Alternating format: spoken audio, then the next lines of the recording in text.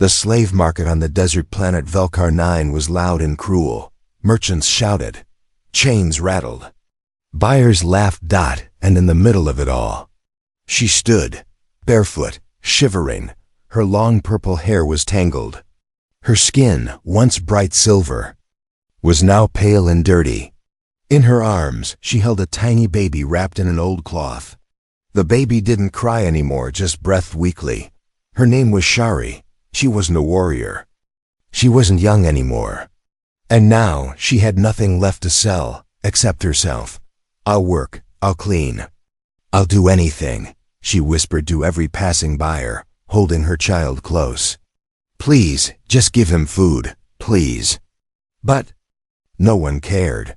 One alien trader, with green scales and a sharp voice, laughed loudly. You're half dead. I wouldn't take you even for free. Others joined in. Not even pretty, said one. Too thin, said another. That baby will die by morning anyway. Shari's legs trembled. Her back ached. She hadn't eaten in 2 days. She couldn't remember the last time she slept. But she stayed on her feet for her baby. He was all she had left. His name was Niru. She tried again. Please, just take me. Give him food. You don't even have to keep me for long. But a woman slapped her hand away. Go away, broken thing. Shari fell to her knees. The sand was hot, sharp. Her hands shook as she held Niru tighter, trying to shield him from the sun. He was burning up. His little fingers were limp. Tears slid down her face. Her voice broke. Someone, please. The world blurred. Her head dropped. And then a voice, calm, deep, not alien. I'll take her. The noise in the market stopped for a second. Everyone turned. It was a human, a tall man with tan skin, short dark hair, and a calm face. He wore a simple brown jacket and black boots. His eyes were quiet but sharp, like he had seen many battles. A long scar ran across his left arm. The alien seller blinked. What? You want that? Yes, the human said. Her. And the child. She's worthless. The human pulled out a small credit chip. Still enough for this. The seller grabbed the chip and laughed. Your mistake, human. Shari couldn't move. She didn't even understand at first. Warm hands touched her shoulders.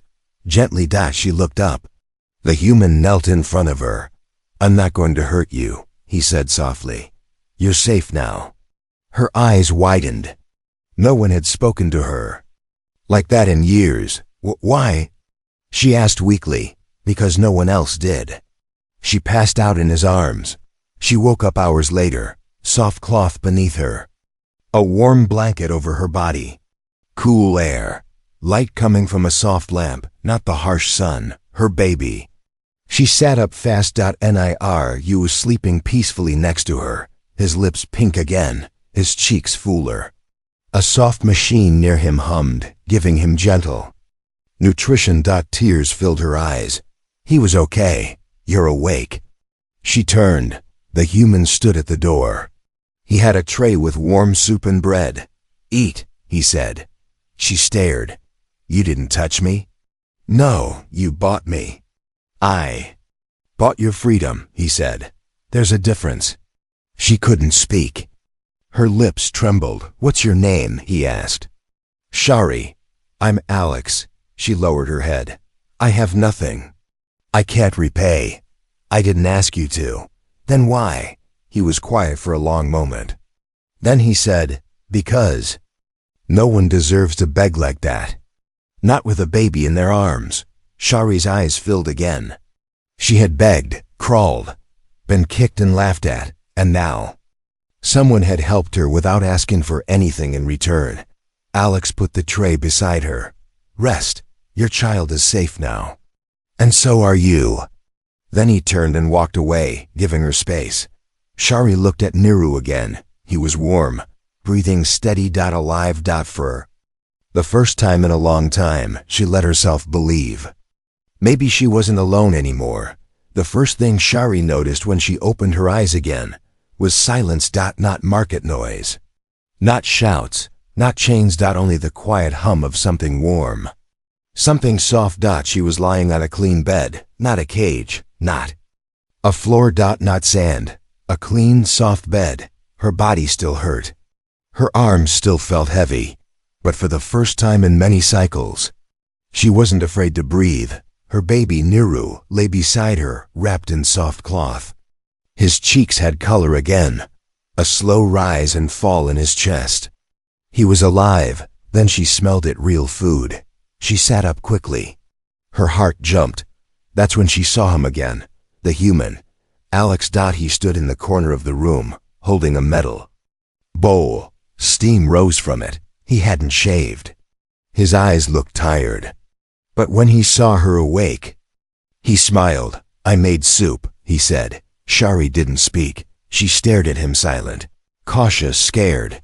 He slowly walked forward and placed the bowl on the small table near the bed. Then, carefully, he stepped back. You don't have to eat right away. Just wanted you to have something warm, he said. Still, she didn't say anything. Her hands held her child tightly. He noticed. You're safe here. I gave the market your release papers. No one's coming to take you back. Shari finally spoke, voice shaking. Why? He looked at her. His voice was calm, but low. Because you didn't belong in that market. She looked around the small room. It wasn't rich, but it was clean. There was a screen on the wall, a small heater, and a closed door. Outside the window, she could see the desert winds blowing. But in here, it was warm. He didn't lock the door. He didn't tie her hands. He didn't even ask for her name again. Shari's eyes narrowed. You bought me, but you didn't touch me. He didn't answer right away.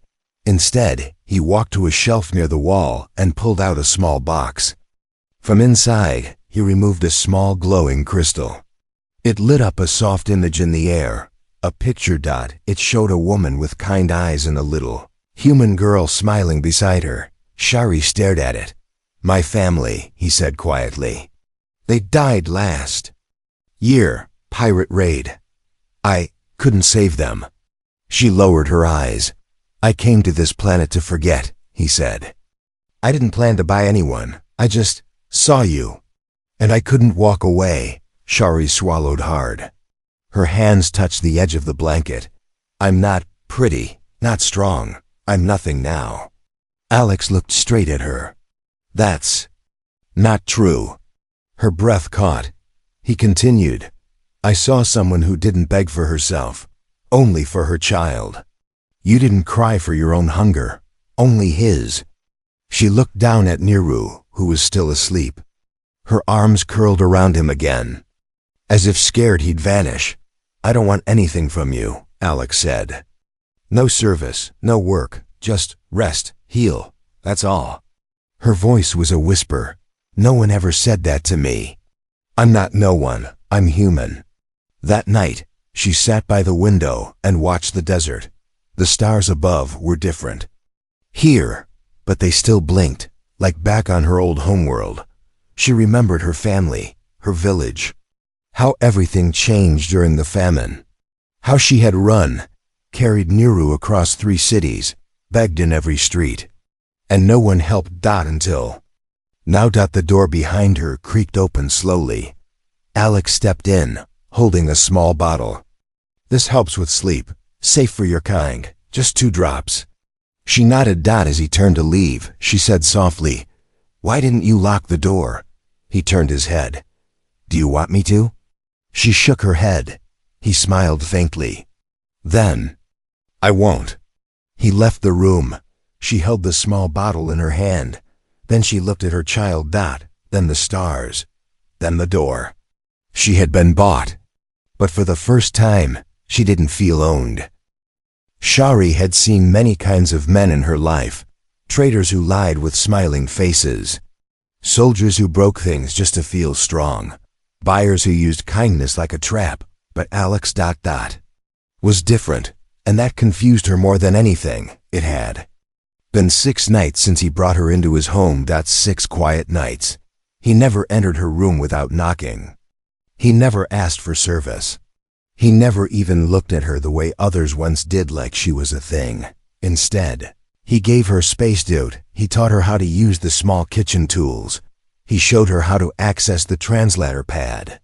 He even gave her a coat his own and said, "It's warmer than yours." Every day, her baby Niru grew stronger. He smiled again, laughed softly, slept in peace. And that's when it hit her. She didn't know how to live without fear anymore. The silence of safety felt strange, too quiet, too soft, like a dream that could vanish. And yet, the more she watched Alex, the more she wondered, what kind of human was this? Why did he act like someone who had nothing left to lose, but still chose to save someone? One morning, while Alex was outside repairing a solar panel, Shari walked into the common room. Her baby was sleeping. The house was quiet. A soft breeze came through the open window. On the table, she saw a small folder, half tucked under a toolbox that her hand reached. For it then stopped, but curiosity whispered louder than fear. She opened it. Inside were papers, old and crumpled. Some in Earth language, some translated, but one image caught her breath. It was a photo. A woman, human, soft eyes, a kind smile, and beside her, a little girl, holding a stuffed star toy. The woman looked like she laughed often. The child looked like she dreamed of space. They both had Alex's eyes. Shari's fingers trembled. Under the photo was another document. An incident report. Civilian deaths, pirate ambush. No survivors. Her lips parted, but no sound came. That's why his eyes always looked tired. That's why he lived so far from cities. That's why he didn't smile with his whole face. He had lost his family, and yet he had still saved hers. The door opened. Behind her, Alex stepped in, holding a broken wire. He saw her. Saw the folder. He froze. She didn't hide the papers. She looked at him with soft, sad eyes. "I'm sorry, I didn't mean to." "It's okay," he said quietly. He set the wire down, walked to the table, sat down. He didn't take the folder away, didn't get angry. He just looked out the window. "Her name was Maria," he said. "And the little one Ellie." Shari sat across from him, silent. "She loved stars," he continued. "Always asked if aliens had bedtime songs like humans. Wanted to meet them someday. Said we should travel together." Shari's throat was tight. "They were killed last cycle. Pirates, no reason, wrong place."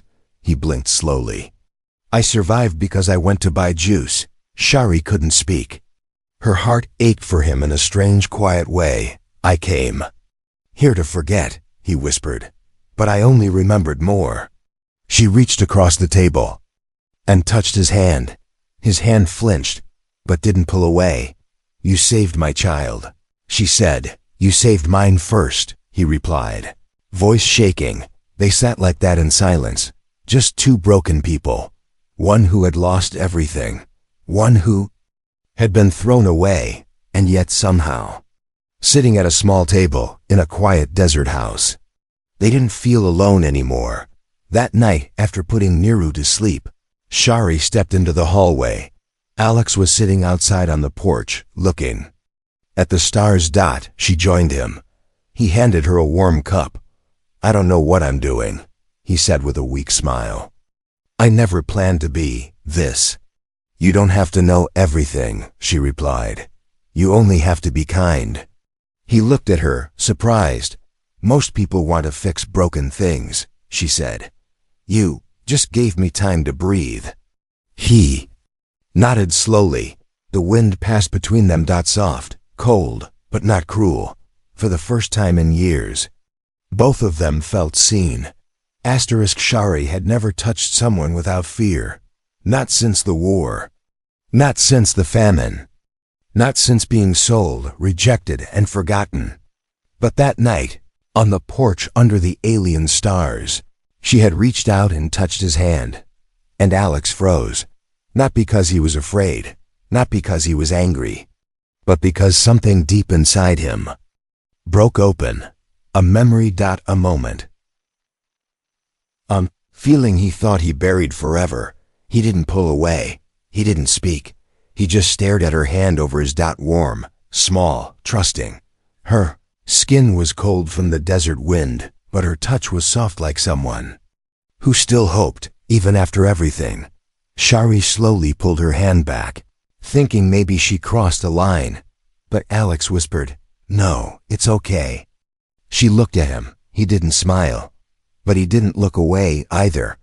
The next morning was quieter than usual. Shari fed Niru, changed his wraps, and cleaned the small space with care. She moved slowly, thinking about what happened on the porch. She had touched him.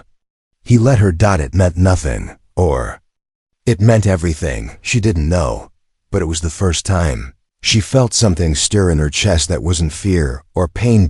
It felt like peace. Alex, meanwhile, was standing in the garage, staring at an old storage crate. He hadn't opened it in over a year. Inside were things he had hidden away.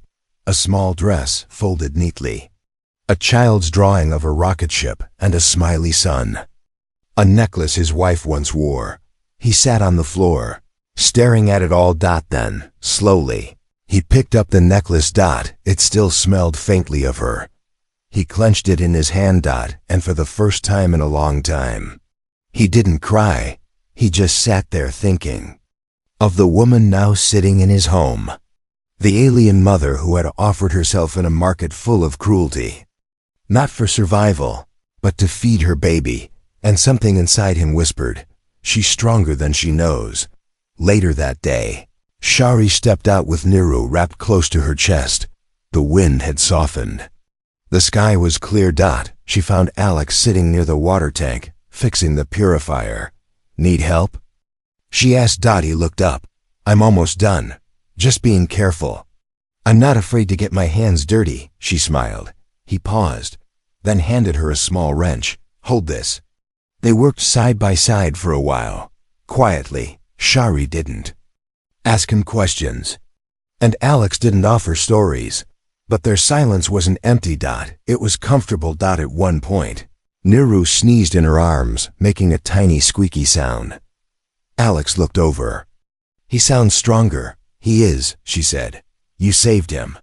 "You saved him," Alex replied. "I just gave you a chance." Their eyes met, a pause. Then she said softly, "I don't know what this is between us." He nodded. "Me neither. But I feel like I'm not just surviving anymore." Alex looked down at his hands. "I feel the same," he whispered. That evening, after dinner, she stood at the doorway of her room. Alex passed by with a blanket in his arms. He was about to go rest in the corner room like always, but she spoke. "You can sit here tonight, if you want. Just talk." He turned. His eyes searched hers. "I won't ask anything more," she added.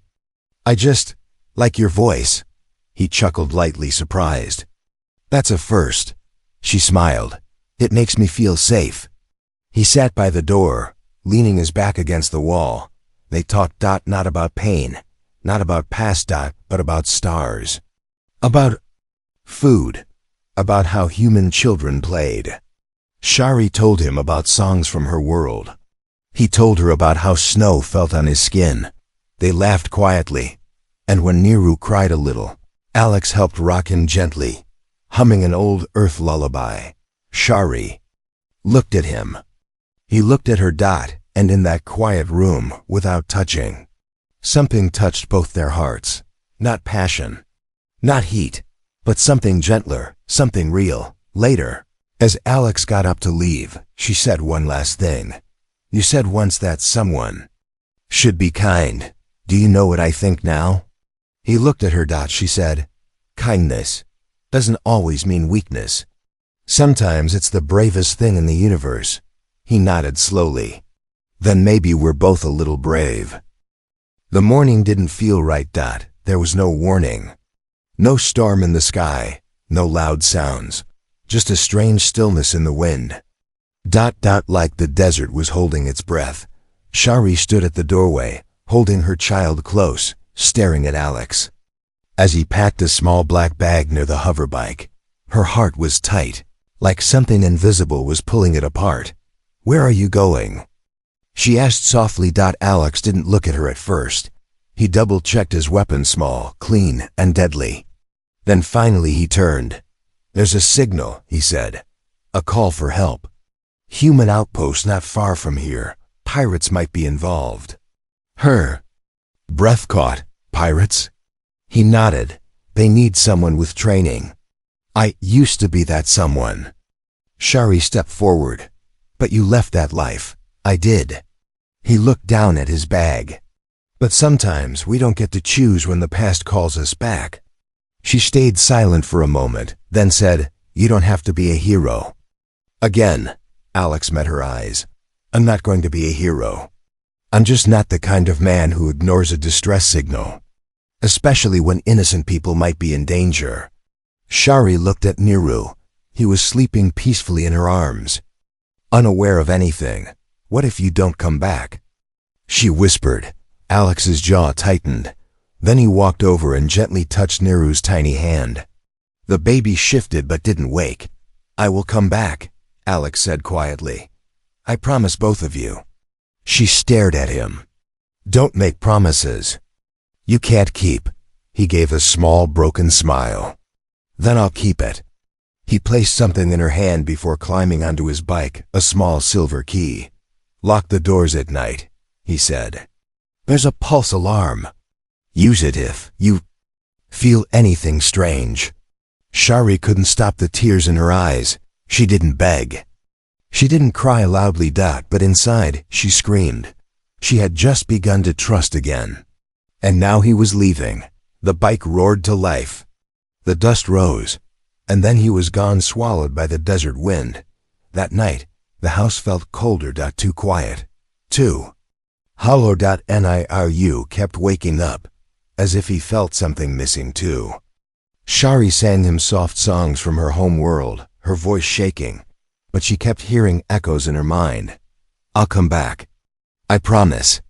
She didn't know if she believed it. She wanted to, but hope was a dangerous thing.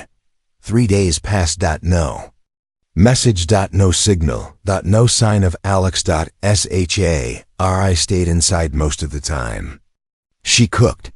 She cared for Niru. She cleaned every room like she was trying to hold the house together with her hands. She barely slept. Then, on the 4th night, it happened. They came. Footsteps in the sand. Laughter outside the walls. A voice called out, "We know the human's gone, girl.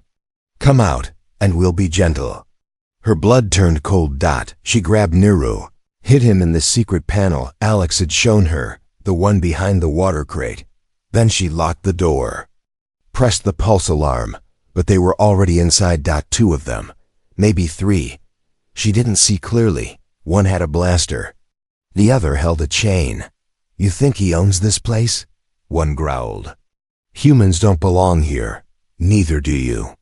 They shoved her. She hit the floor hard. Her body screamed in pain, but she didn't stay down. She kicked. She bit. She screamed to draw them away from her baby. They laughed, but one of them bled. Then one raised a hand to strike her with the metal end of the chain. Boom. The door exploded open. Light. Sound. A shadow stepped through the smoke. Alex. Covered in dust and bruises. Blaster in one hand, rage in his eyes. "Get away from her." The men turned too slow. Alex shot one in the leg. The other tried to run, but Alex kicked him down hard, pressing his boot to the man's back. "Who sent you?" Alex asked, voice like fire. The man screamed, but Shari didn't hear the rest. She was on the floor, bleeding, her breath shallow. Alex ran to her, dropping his weapon. "Shari, stay with me. Look at me." She blinked, her vision blurry. "I promised," he whispered, holding her close. "I said I'd come back." Her lips moved weakly. "You kept it." Then everything went dark. She woke up 2 days later. In a bed.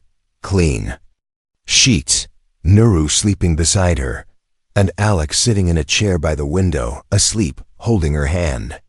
He didn't let go, not even once. Asterisk, the first thing Shari felt was warmth, not heat from the sun, not pain from wounds, but real warmth, soft, steady, human. She opened her eyes slowly and saw Alex asleep in the chair beside her, his head resting on the edge of her bed, his hand holding hers like a lifeline. His other hand was wrapped in bandages. His face had a new cut just above the brow, but he didn't let go, not even in sleep. Shari stared at him for a long moment.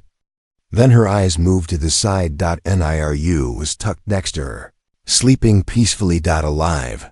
Safe. Because she had fought. And because he had come back.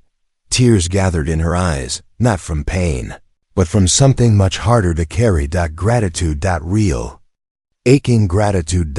She turned her face into the pillow, quietly letting herself cry. Not the cry of fear, but the cry of someone who had survived. Later, Alex woke up. Their eyes met. "You're awake," he said gently. "You're hurt," she whispered. He looked down at his arm. "Not badly. You came back. I promised." They didn't say more for a while. There was nothing else that needed saying, just being alive. Together, in the same room again, that was enough. The next few days passed slowly. Shari could barely walk at first. Her ribs were bruised, and her back burned from where the chain had struck her. But Alex helped her move, one step at a time. He never rushed her. He carried her when needed, fed Niru, cooked meals, sat with her at night when the pain returned. He never complained, never asked for anything in return. He just stayed. That meant more to her than words ever could. One night, when the lights were low and the house was quiet, Shari sat by the heater with Niru, asleep in her arms. Alex brought her a cup of broth and sat down nearby. "You didn't have to come back," she said softly, not looking at him. He didn't answer right away, then said, "You didn't have to fight those men alone either." "I had to. For him. I know." She looked up at him. Her eyes were steady now, braver. "But you could have run. You could have stayed with your team. But you came back for me." "I didn't just come back for you," he said. He pointed gently toward Niru, still sleeping. "I came back for both of you." Silence fell. Then he asked quietly, "Do you want to know what I thought when I saw you fighting those men?" She nodded. "I thought that you were stronger than anyone I've ever known." Her breath caught. No armor, no weapons, just a mother who refused to give up. Shari looked down at her hands, still shaking slightly from the memory. "I was so scared," she admitted. "And you still fought," he replied. "That's what makes it real." She looked into his eyes. And for the first time, she saw something more than pain in them. She saw hope. That night, when she returned to her bed, she found a small object beside her pillow. A soft cloth bundle, tied with string. Inside was a charm, metal, old and worn but cleaned with care. It was shaped like a star. There was a note under it. Written in simple letters, "For your strength, Alex." Shari held it tightly in her hand and whispered, "Thank you." Then she looked at Niru. Then at the door where Alex had just stepped out, and for the first time in her life, she whispered something she had never said out loud before. Not alone anymore. The next morning, she stood on her own. Her legs hurt. Her back ached. But she walked without help. When Alex saw her standing in the kitchen, trying to cook, his eyes widened. "You're supposed to rest." "I've rested enough," she said. "You saved us. Now let me do something back." He smiled, and just like that, they shared the smallest moment. Simple, silent, soft. But it meant the world. She had nearly died. But now she was living. It began with a sound, a click. Shari turned toward the door, holding Niru in her arms, wondering what it was. Alex stood there, holding a small folded document in one hand, a neutral look on his face. He walked slowly toward her, silent, careful. Like the moment was more fragile than glass. Without a word, he held the paper out. She took it with confused hands. She unfolded it and read the first words. Official manumission document. Registered release of ownership. Her hands trembled. What is this? She whispered. It's your freedom, Alex said. She blinked, unable to finish. You're not owned. Not by me, not by anyone. Not anymore. She looked up at him with wide, trembling eyes. But you already gave me a home, food, safety. You never treated me like... I know, he said gently. But now it's official, legal, and real. Shari looked at Miru, who was watching her with sleepy, curious eyes. She pressed her lips. Together, swallowed hard. But where will I go? Alex's eyes locked with hers. That's your choice, he said. You can stay. You can leave. You're free now. There was silence in the room. Warm, heavy silence. Then she asked very softly, And what do you want? Alex stepped closer. For once, he didn't look like the strong, silent soldier. He looked unsure. Human, I want you to stay, he said. Not as a guest, not as someone who owes me anything. He paused. Then, with a voice that carried no demand, only hope, he added, I want you to stay as family. Shari's breath caught. Me? With you? You and Niru, he nodded. Only if you want it. Only if it feels right. Her eyes filled again. But this time, the tears were not from pain. Not from fear. They were from a place she thought was long dead inside her. A place that was now finally coming back to life. I never thought I'd be anyone's family again, she whispered. I never thought I'd be whole again, he answered. She stepped forward. Niru reached out his tiny hand toward Alex. Alex smiled and gently touched the boy's fingers. Shari stood in front of him, voice low and full of wonder. No one ever asked me what I wanted. Not since the day my world fell apart. He looked at her, waiting, open. I want this, she said. I want this home. I want you. Her voice broke, but she kept going. I want to stop surviving and start living with you. Alex closed his eyes briefly. When he opened them, something had melted in them. He reached out, not to grab, not to take, but to offer. His hand hovered in the space between them. She didn't hesitate. She placed her hand in his. That evening, they sat outside, watching the stars. Niru slept peacefully in a small wrap beside them. Shari leaned her head on Alex's shoulder, her hand resting on his. Do you think people like us get happy endings? She asked. Alex didn't answer right away. Then he said, I don't know if this is an ending. She looked up at him. I think, he said, this is the beginning. And in the deep desert night, under stars that didn't care about species or past wounds, a human who had lost everything and an alien mother who had been sold like nothing sat side by side, breathing the same soft air. No chains, no lies, no fear. Just a quiet bond stronger than blood.